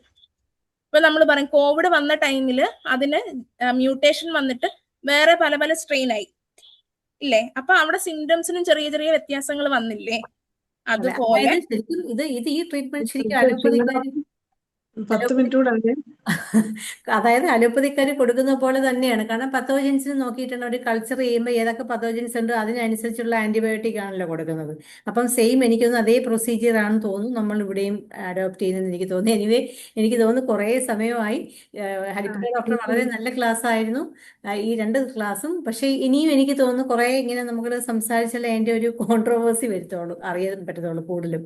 അപ്പം എനിവേ എന്തായാലും നല്ല ഇൻഫർമേറ്റീവ് ആയിട്ടുള്ള ക്ലാസ് ആയിരുന്നു. അതുകൊണ്ട് ഇത്രയും നമുക്ക് സംവദിക്കാൻ പറ്റി. അതുകൊണ്ട് IFPHന്റെ പേരിലും ഇവിടെ ബാക്കി ഒത്തിരിയും അറ്റൻഡൻസ് കൂടുതലുമാണ്. അപ്പോൾ അവരുടെ എല്ലാവരുടെയും പേരിൽ ഞാൻ ഡോക്ടർക്ക് നന്ദി പറയുന്നു. സമയമുണ്ടെങ്കിൽ കുറച്ച് നേരം കൂടെ നമുക്ക് സംസാരിക്കാമായിരുന്നു. ഇപ്പം സമയം തീരെയില്ല. വീണ്ടും നന്ദി പറയുന്നു. അറിയാമ ഡോക്ടർക്ക് നന്ദി. നന്ദി ഷീല ഡോക്ടറെ. എന്തായാലും ഡോക്ടറുടെ ക്ലാസ്, അതായത് മൂത്രാശയ രോഗങ്ങളും ഹോമിയോപ്പതി ചികിത്സയും എന്ന വിഷയത്തിൽ 2 ദിവസമായിട്ട് എടുത്തു തന്ന ക്ലാസ് വളരെയധികം പ്രയോജനം ചെയ്യുന്ന ക്ലാസ് ആയിരുന്നു. പലപ്പോഴും നമ്മൾ ഇങ്ങനെയുള്ള ബാക്ടീരിയകളുടെയും ഈ ഈക്കോളയും ഇതെല്ലാം വരുമ്പം നമ്മൾ ശരിക്കും കൺഫ്യൂസ്ഡ് ആയിട്ടുണ്ട്.